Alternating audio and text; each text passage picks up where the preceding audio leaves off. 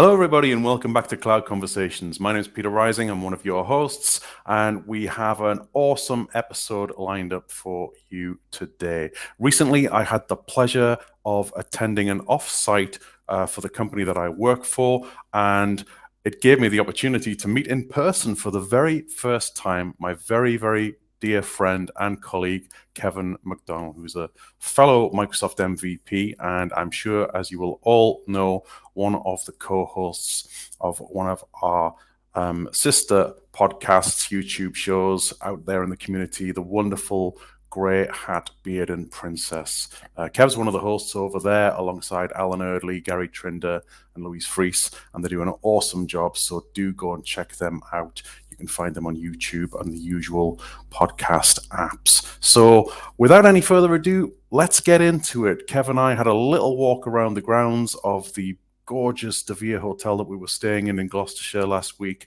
and over to us. Let's see what we're going to talk about. So this is Kevin McDonnell and I'm Peter Rising, and we are at an offsite, and we thought it'd be quite nice to record some thoughts and go for a wander. So let's do it. Shall we walk on? We're not quite sure where we're going. Let's walk and talk and try and remain in shot and see as best we can. So yeah, the kind of purpose of the offsite is a bit of get together and kind of share some thoughts on where things are going. Even till we're not quite sure where we're walking and things like that, and meet in person in some cases as well. Yes. I mean, for you and I, it's the first time we've actually met properly in person, which is quite exciting. Which is as well. very, very nice. Yeah, it's a lovely location we're at, isn't it? We're absolutely, yeah. Hopefully, you can see behind us a lovely bit of woodland, lovely chance to get together. And it's interesting. I've been sort of chatting with Veronique Langell, another MVP. She's been remote on this, and I kind of find it fascinating. There's been so much chat about hybrid work, and we haven't heard much from the remote people and stuff like that. I think they found it quite hard to listen in, and I worry slightly that we're going back to not being hybrids, but just going back to in-person or remote, and not having that hybrid. And I kind of be interested. I don't know what your thoughts are on stuff like that. I agree with what you're saying, because as somebody who's attending this in person, it's been very easy to forget that there are remote attendees. And it's been challenging to include them, and that's a worry for me. I mean, anyone who knows me quite well is that I'm more of a remote first and in-person second stance. It's very rare to find me at an in-person event. It's the first time I've been anywhere in a couple of years, and I've really enjoyed it, but I do worry that we're going to go back to an in-person first stance, shall we say. Yeah, or remote only. Or remote only, yeah. How do we kind of encourage that hybrid? How do people understand that? And I think that this is the thing. I think hybrid people think sort of 50-50. It's kind of half remote, half people in the room. But actually what happens is you tend to have a kind of a balance. So like today, we've had most people are there in the room, and a few remotes, or even you have more remote and maybe a couple of people together. So I had a meeting last night with a client, and there was two of us in the room, and then everyone else was in different places. And it's kind of, I think it's going to be interesting to see how that actually goes, and how it is to stop people falling back into the same old ways. And for me, I look at this, I worked in financial services, and I remember 2008 and how the financial system, everything was going to change. It was going to be a brand new world. Everything was going to be different. 2 or 3 years later, actually, no, it was the same. Really changed? Nothing's changed. The banks are still doing the same bank stuff. And I think I was chatting to a colleague yesterday along similar lines, and I think it is very, very industry specific in many ways. People like military, like the army and navy and those sort of folks. I think I did some work for an organisation last year who were ex-military, and they set up their own organisation, and they were very much of that mindset of in person, we want you here.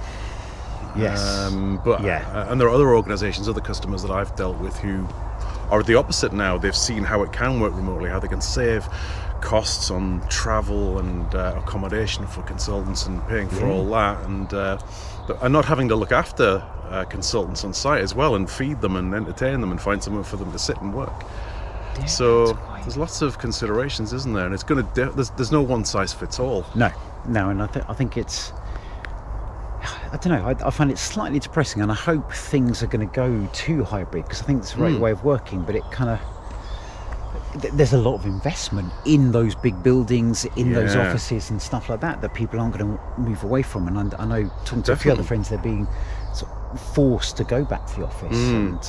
And that worries me a lot. The thing that worries me is that forced. Yeah, I don't like that at all. You need that choice and opportunity. You do, definitely, because you've got to bring the people factor into it as well. Not everybody is the same. There are people who can't wait to get back into the office, where there are others who maybe are a bit more anxious and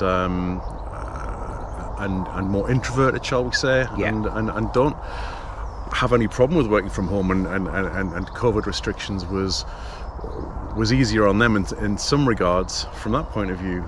But now they've got the concern of, am I going to be forced to go back into the office? And it is something that I hope we do learn from it, and we find that middle ground, and hopefully the technology will continue to improve to support that as well. That's key to it, isn't it? I don't know. I think technology there. So it's been interesting. In the offsite, we're using something called Slido, sli.do, and funnily enough, I went to see Grayson Perry, the artist, at Royal Albert Hall last week, and he was using Slido as well. So he was taking kind of live polls from the audience and getting people to vote, and kind of saying, it's interesting from the previous audiences, they talked about this, from previous audiences we talked about this, and I think we've used it twice, maybe 3 times during this offsite, and so I think the tools are there. It's building in, getting people used to that, getting people familiar, and kind of, and also accepting that people can have their devices, because I know we had that conversation at the start, is turn off your laptops.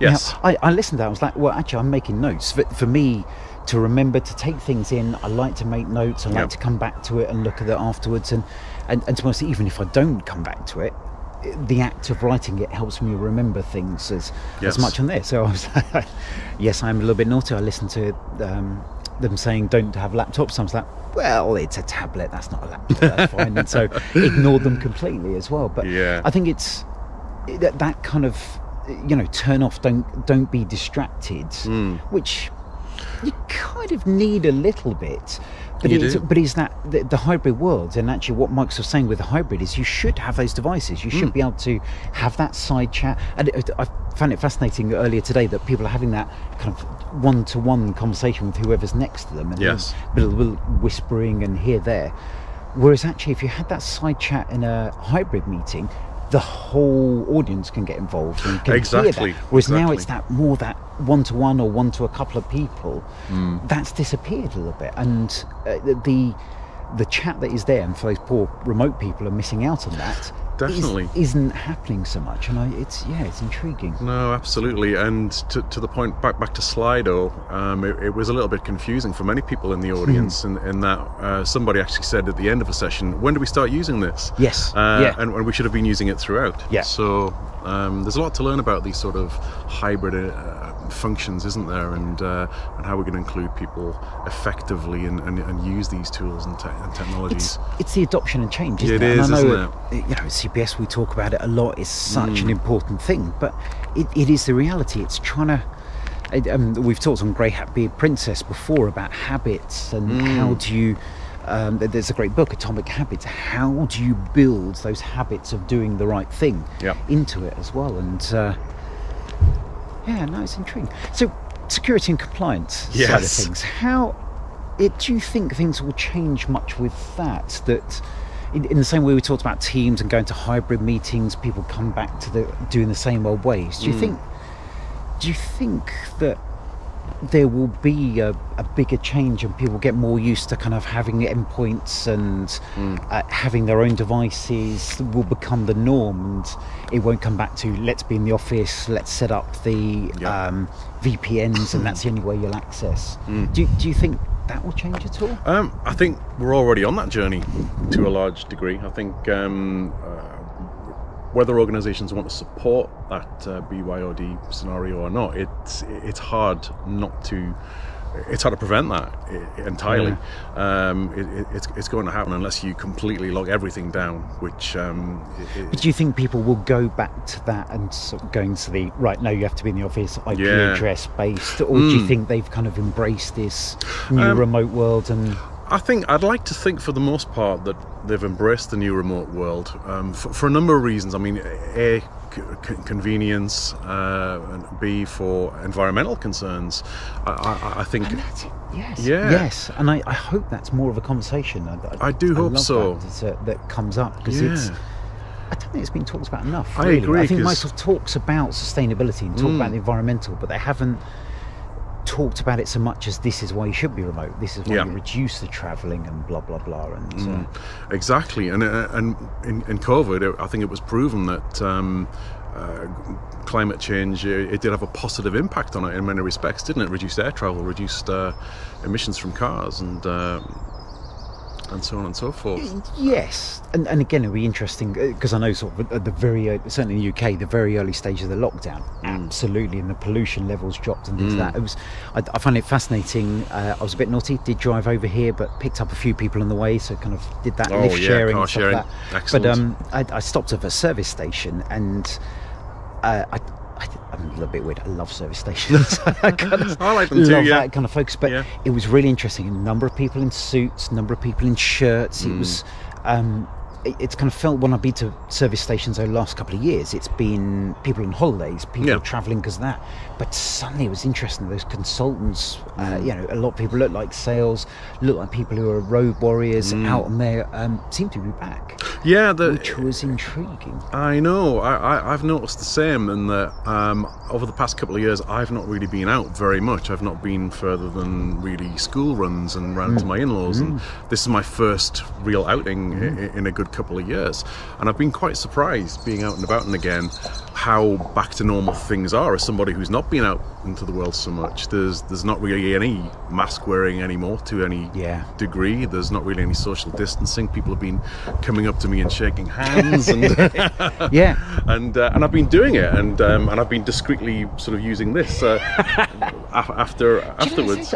And funny you mentioned shaking hands. I've been shaking from the hands, and I think this is probably the first time I haven't thought about it. So I've been to a couple of in-person conferences, and everyone's been slightly nervous, whereas everyone's just doing it now. I think they're already just doing it. And it's nice to have that normality. It's comforting, it's reassuring, but but not everybody feels the same way about it. I've been sort of trying to discreetly sort of whenever I do something like that. But for the we're going to get knocked over by a lorry in a moment. But stand aside. Run this way over there. Yeah, is he going? No, he's going that way. Oh, he's going that way. There we go. But that's intriguing. Isn't it, I think you hit the nail on the head. It's comforting. People want to go into what is familiar and things like that. And I think from a consultancy point of view, we should be breaking that as much as possible. We should be encouraging people to think about new ways of doing things. Definitely. And not just resort to doing the same thing because it is comforting. And I think And I think things like having clean hands, I'd love that. There was a lot of notion during the first lockdown of we'll never go back to shaking hands. Yeah. We should break that because it's not good. You're spreading germs and things like that. And I live in Singapore and across Asia as well. There's people, if they have a cold, will wear a mask. That is just the accepted norm. I thought that people go back to that, but I don't think it is. I think it's kind of interesting, isn't it? Yeah, the mask has disappeared. It's funny enough. I haven't got mine in my pocket for a long time, but I always had one in my pocket. Always had one, yeah. It's now in my bag. I've got some in my luggage, yeah. I've not worn one this whole trip. Yeah. I did wonder, would I wear one on the train journey down, but nobody else was. So there's that sort of, I don't want to be the only mask in the room sort of thing. It's interesting, isn't it? So it is interesting. There's lots of things to think about as we go back into normality. But I think it applies to technology. It applies to how we drive change within organisations. How do we get those habits, and how do we break those habits and make them consistent? We talked on GreyHatBeardPrincess before about good ideas and things we do that you can do, you do, and you stop, and it just goes thump. And I was thinking actually about Viva Insights and the virtual commute. That fantastic thing at the end of each day, wrapping up, looking at what your tasks you've done, looking at what you've got tomorrow. And I had a look and realised that I hadn't done it for about 2 months. Yeah, and I'd just broken that habit. And it kind of got me thinking about speaking to Microsoft. How do you kind of reinvigorate things like this? How do you kind of get that early? You do it for a couple of weeks, maybe a couple of months. When things break, how do you bring those things back? Whereas actually the emails do follow those emails quite consistently as well, and sort of look at those. Whereas going into Viva Insights, yes, I still get the alert every day. Yeah. I know I just kind of go, marker's red, done. Yeah, I'm exactly the same. I mean, when I started CPS 6 or so months ago now, I religiously did the Viva Insights, virtual commute, all of that stuff. I adopted that into my day-to-day activities, and like you, I've sort of fallen by the wayside on it now, and I'm not doing it so much now. And it was a good habit to be in. It was doing the breathing exercises for the well-being was something that was really quite good as well. Yeah, it's interesting. I think where I particularly fell off is when they changed that from the kind of 2-minute breathing exercise to the 10-minute meditation. That for me was too long. I didn't feel I did it, and that is probably one of the big stoppers as to when I change with that. So yeah, I think what this is all illustrating though is that we're on a journey with this, aren't we? It's still very, very early days. This is a new form of digital transformation that has organically come about by necessity of a pandemic and the changing world that we're living in. And I think we're really in the infancy of this. We've come a long way. The technology that we've got now is amazing compared to where we've come from, but I think we're really still scratching the surface. There's more to come, and whenever you have a big Microsoft event like Ignite or Inspire or Build coming up, that sort of thing, it's always quite exciting to see what they've got coming next in terms of that sort of innovation. Yeah, and that's, I guess, the two things I think from that. One that I was thinking before is, why do we stop with habits? Is it because things are not good? And to me, I think Viva Insights, I think doing that virtual commute is a good thing. We should continue doing. Why do I not do it? Why is it? Are we lazy? Is it kind of hard to do and things like that? How do you? It's not hard to do, but for me, I think if I'm thinking why I stopped doing it, I'm thinking, well, this is the last thing I'm going to do in my day. Do I really want to do this, even though it's going to take a few minutes, or do I just want to switch my laptop off, go into the house, go for a walk, see my family, have my tea, something to eat, so it's kind of like, it is the lazy option, isn't it? So how do we get back into that habit of doing something that actually is going to be good for our well-being, good for our productivity, because it's going to set us up well for the next day. We're not going to be going in the next morning worrying about what's in our diary, because we've already had a look on that virtual commute in theory of tomorrow you've got this and that, and these are the documents that might be relevant for that, and so on and so forth. So. And then you were talking about the conferences and coming back to that, because to me there's new things that come out from that, but there's also the reminders of things you should do. So maybe a new thing comes out with Viva Insights and might go, oh yes, I should do that. Or even antivirus, security and things like that. There's a new bit of functionality that reminds me that I should be doing that. And the kind of, I've been looking a lot at OKRs recently, to Teams Nation, and I think there's a lot to be said about focusing on one thing and doing that. So having a backlog of stuff you're interested in, stuff you should do, habits you should pick up on, but then sort of saying, not doing this right now, not doing that right now, we'll pick up on these later. And those sort of conferences and even training courses as well. It's the kind of, yes, I should be doing this. I know this. I'm not learning anything new from this training course. I'm kind of reminding myself about stuff I should do as well. And I think, whether it's technical training or even more the soft skills, leadership, productivity and things like that, it's that kind of nudge that you need. And I know there's the government's had that kind of nudge department, and it's that kind of, how do you go from it being a habit, how do you nudge people back into the good ways of working and stuff like that? And I think it applies to everything with the technology stacks and things like that. So I agree. It's that merging the people with the technology and getting the best possible result from that is unlocking the secret of that is the key, isn't it? And interesting times though, for sure. It's what a couple of years we've been through though, what innovation we've seen by necessity over that period of time. It's interesting to me that if we'd not been through these times, what would have happened? How would we have evolved technology-wise, and from a human aspect as well? We'll never know. It's a sliding doors, parallel universe thing, isn't it? But, Absolutely. That's an interesting. Yeah, multiverse of madness. There's a multiverse somewhere where there's been no coronavirus, and we're probably still talking about even Viva. Probably, I wonder, would Viva have existed if it hadn't been for the lockdown, or certainly would it have had the adoption it has if it wasn't for that? Things like the virtual commute would not have happened. And if we look at Viva Insights, the workplace analytics has been kind of bubbling along, but just didn't have that kind of adoption, that kind of that brand, that understanding. And I think with the lockdown, everyone's like, right, we need that remote, we need to understand what people are doing and things like that. So it's be intriguing. So we're going to walk on a little bit more. What's in, so we're here in the offsite, it's our new financial year.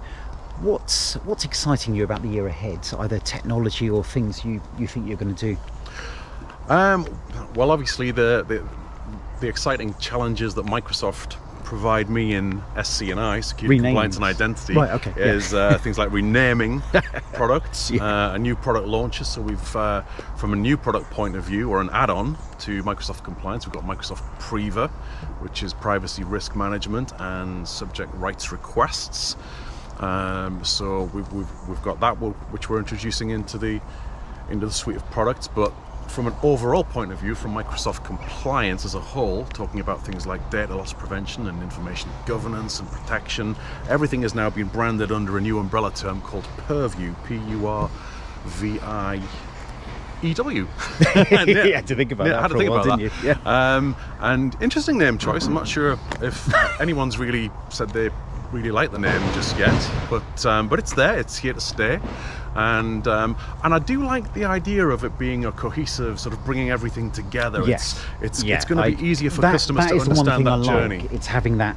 This is it. I don't like the name. I'm not going to lie, and it's been interesting to speaking to other people in the company that ridiculous name and things like that. And I think there's. But the name doesn't matter really at the end of the day, does it? But having one thing, I absolutely agree with that. So you're not talking about Microsoft 365 security and compliance. You're not talking about Azure security and compliance. You're talking about one thing, and I think that I like. That is definitely important. we need to get things easier to understand. And I think that's probably come from Viva in a way. Yeah. Well, there's a lot of different things, but it's got that one brand. It's cohesive. Suddenly people understand it a lot more. Yeah, I think Microsoft has taken note of that and thought we can use this across other technology principles within our offerings, and I think that's going to drive adoption of these technologies and understanding of those technologies amongst our customers and the community a lot more, for sure. So we'll, from a CPS point of view, we're going to be doing a CNI Roadshow in June at Microsoft locations up and down the country, London, Manchester and Edinburgh. We've got that planned. So watch out for those on social soon. Yeah, no, do come and say hello, real people. Look. Absolutely, yeah. Come and see us in person. But you can see Peter's lovely locks in real life, which I've had a couple of people already mention. It's like, Pete's hair really is amazing. I've kind of seen it on video, but actually in real life it's even more incredible. And I completely agree. Well, thank you very much. Yes, it's funny because since having long hair, I've not really been any places, so I'm getting used to two things. Before the pandemic, I didn't wear glasses and I had short hair. Oh, really? So being out and about so much with your hair blows all over the place, and tie it back occasionally, and the glasses, I'm quite sort of warm-blooded by nature, and I'm finding that I'm steaming up quite a lot when I get hot. So it's new things to get used to that are challenges I didn't have before. Yeah. Nice. I've had glasses for a few years and I've got used to it, but that's I only need them for reading and for the computer, but I decided when I got them that I would get varifocals because I couldn't be bothered taking them on and off and on and off. So you look down your nose at people and yes, exactly. Walking downstairs took some getting used to when I first started wearing these, but it's habit now. And again, coming back to habits and things like that, and so going to my thoughts, what are going to be big this year? I think Viva will continue to grow. I think it's now it's now not something new. It's something we should build into the habits we should have everyone doing and stuff like that. What am I really excited with in Viva? It's Ally and the OKRs. And OKR stands for? So OKRs are objective key results. I'll try and put a link to wherever we publish this on that about talk I did at Teams Nation about Ally and what OKRs are. Oh, there's a noisy thing there. Yeah. Carry on wondering, and hopefully we can hear that. But to me, what I love about that, and it's been really good hearing on the offsite, is when you work somewhere, you should know what the purpose of what you do. When you start on a Monday, how do you know what you do makes a difference to the company? And how are you not just doing things for the sake of it? And to me, OKRs are all about that. And it's been really good seeing at the offsite, having that company vision, bringing people together and saying this is why we're doing what we're doing, this is how you play into that. And I think OKRs take that from a one-off event to, on a day-to-day basis, here are my explicit measures, here is why I'm doing, how can I improve that, and here is an absolute number, here's a kind of task I need to do to tick off, but also a number of things. So I've also recently started, Leslie Crook has been fantastic at starting the Viva Explorers. So we're a group of MVPs to talk about Viva, to help understand the why you need employee experience, why you need this as a tool, what it is, what is Viva, understanding that, and how you can actually implement that as well. But we had the kind of meetup last week, and we said one of my key things was we need OKRs. We need to say, what does success look like from that group? And there was things like measures. So we kind of talked about it's getting out to people to understand. So how many events do we attend? How many blogs do we write? How many videos do we get together? And getting that explicit measure. We can say, we can put a YouTube channel up there. We'll create this number of videos. We can say any of us go and speak an event about Viva, we can tick that. But it's that explicit definition of this is what success looks like to us. And it's probably going to discourage that age-old problem of siloing again, isn't it? Where an empire building, that sort of thing, when you get people to work together and telling the same story. Absolutely. And like, so many of us are working at consultancies and we'll have our own objectives, but by having one purely for Viva Explorers, we have a shared investment in that. And it was, I've got to make sure I'm not going to cause trouble, but the MVP summit recently, one of the things, I'm going to say one of the two teams were working together, and their comment was, we have shared OKRs. That was across two different teams. They were coming together, and their definition of coming together was having that shared OKRs. And I loved hearing that, especially from Microsoft, because that's a classic place of having silos and having things broken down from that. It was really nice to hear that, and I think that's something I'd love to see organisations going for. I'd love to see, I think I'm generally a technical person. I love implementing technology, but what I love with the Viva and especially with OKRs is that consulting. It's that how do you do it? It's not technically. You can sort of put it in and how to do it, but how do you have that conversation? How do you work out what OKRs? How do you cascade that to people? Because big organisations, you have those top level ones. How does that cascade to what people do on a day-to-day basis? And how do you work that? How do you not spend a year? Kind of the organisation may define those objectives. How do you get that down to the many layers you can have with big enterprises?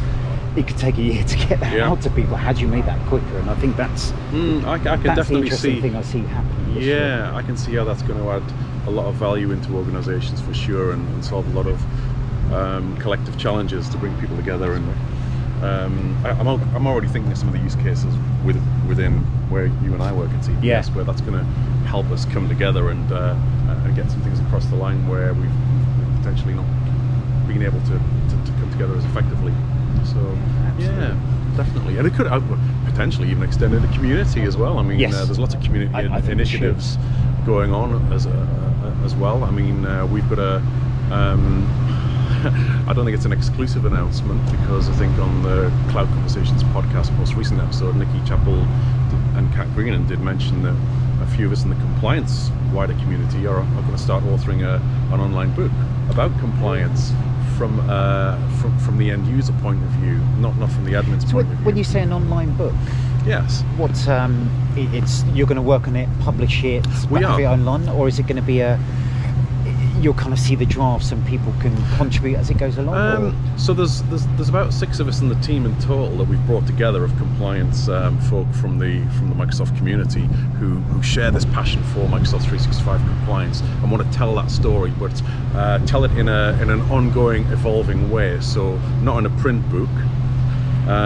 Sorry, I hope the noise isn't too Yes, I hope not. too much background noise. We're going to kind of try and wander away from Yes. some of the big things. But sorry, But then, I mean, there's a couple of example titles out there in the community already, like the Office 365 for IT pros, the Microsoft 365 Yes. security Yeah. for IT pros. This one's not for IT pros. It's for the personas who have the need to use Purview compliance tools within Microsoft 365. So it's your records managers, your Right. information officers, Okay. the people who actually need to do the e-discovery searches and set the retention policies and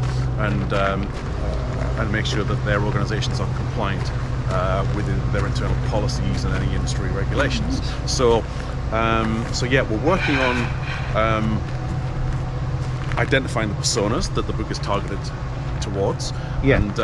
and then the subject matter. We're going to be allocating subjects to the individuals who are contributing, and once we've got the first draft done, we're going to publish it online, self-publish, yeah. and we are going to update it on a regular basis. How frequently, I'm not sure yet. So with that, But I don't want to put you in trouble here, but would that be a free book, or people would be able to buy no, it? Or, it would be to purchase in the Right. same principle as the Office 365 for IT Pros book and the security one. So there would be but a when they cost. purchase it, then they'll get the They kind of will. ongoing They'll get the updates ongoing and updates. stuff Yes, like so that. there'll be a version 1, a Interesting. version 2, or whatever Yeah. versioning we apply to it. Yeah, yes. But it's TBC, very, yeah. very early days. We've had one. We got the group together. It took us long enough to get everyone together for the first kickoff Yeah. meeting, actually, because there's Yeah. so many people involved. There's some different time zones, but we got some great folks involved. I'm sure they won't mind me naming them right now. So we've got Joanne Klein from Canada. We've got Raphael Koilner from Germany. I hope I've said his surname right, Raphael. I always find this with the podcast that you've seen these names written down, and so you Yeah. start speaking them, we're like, oh, I've never said this out loud. So. We've got Nikki Chappell, who works over at Cloudway over in Norway. A great team of MVPs running that organisation. We've got Graham Hosking, who's over at Lighthouse now, formerly from Microsoft. We've got Ryan Murphy. I think he works somewhere called Epic. That's right, yeah. He's former Microsoftie as well. Kat Greenan, my very, very dear friend over from Cloud Conversations and works at Core. And we've got That's quite a powerhouse of people. we've got I'm really hoping I've not forgotten anybody. There is one more. There's a lady called Maha, Maha. I can't remember her surname. I do apologise. We might edit this later. Yes, we might.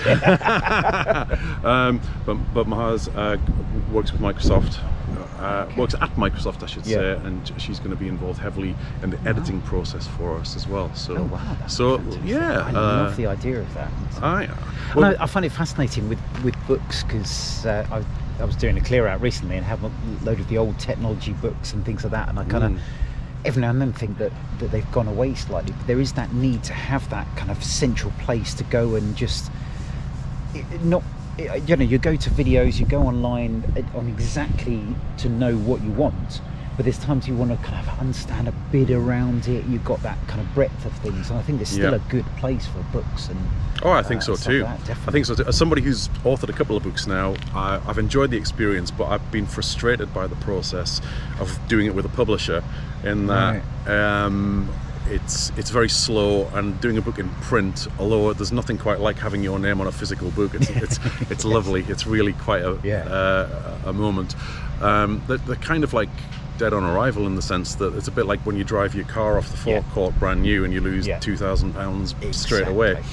And I think in this kind of very fast moving, I feel sorry for anyone who's come up with a Microsoft 365 security and compliance book who's now got to go and rename everything as Purview. Oh, I know. Exactly. Exactly. So yeah, that idea of an online So that's we're very, very early days, and we've got our next meeting to discuss where we're at, I think tomorrow as we record this, and we're sort of meeting fortnightly where we can. I mean, we've got a big group and some different time zones to take into account, yes, I'm just recounting I've definitely mentioned the whole team. I'm really scared I've left someone out. We'll add in the show notes for wherever this goes definitely. And we didn't mention Joanne, actually. Joanne's company is Nexonovus or something like that, I think it is her organisation. But big new congratulations. Microsoft partner. Yes, you beat me to it. No, that's fine. That's all good. It's congratulations, Joanne. Very, very well deserved becoming a Microsoft partner. She does an awesome job. And I'm really excited about the expertise we've got on this book, and very, very humbled to be part of it. No, it sounds fantastic. I think we'll start wrapping up there because we need to go and get some lunch before it all disappears. But absolutely, it's been great to catch up in person. Yeah, fantastic, and let's hope it's not the last time. And definitely not. And we hope you've enjoyed this as well. And I hope the background noise hasn't ruined this, and we can publish this as well. We shall see. We shall see. We'll see from there. But otherwise, thank you very much. Take care. Bye-bye. Wow, what an amazing experience it was to be in person with all of my wonderful colleagues, and the chance to actually record something with Kev, to meet him in person for the first time was absolutely wonderful, and hopefully that will be the first of many occasions that we get the chance to do so. So that's about all we got time for this week on Cloud Conversations, folks. We will be back with another episode next week. As usual, we have a guest all lined up for you. I think you're going to love it. But in the meantime, do check us out on YouTube. Go and like and subscribe at youtube.com/c/cloud conversations. Hitting that subscribe button really helps us out. We're getting close to 500 subscribers now too, which is very exciting, because when we hit that 500 mark, I'm going to look into giving some of our subscribers, one or two of our subscribers, a little bit of a surprise giveaway. So help us out there, and if you're subscribed, you could be in the running for something pretty cool. You can also find us on Anchor.fm. You can find us on Spotify, where we now have video podcasts as well. So you can not only listen to us on Spotify, you can watch us on Spotify as well. We're on Apple Podcasts and much, much more too. So do check us out. But thank you as ever for your support and watching the show. We always appreciate it. And if you have any ideas for things you'd like to see included, or you'd like to be a guest on the show, just reach out to us. We're not hard to find, and we're pretty friendly. So you take care of yourselves, and we'll see you again on another episode of Cloud Conversations very, very soon. Bye.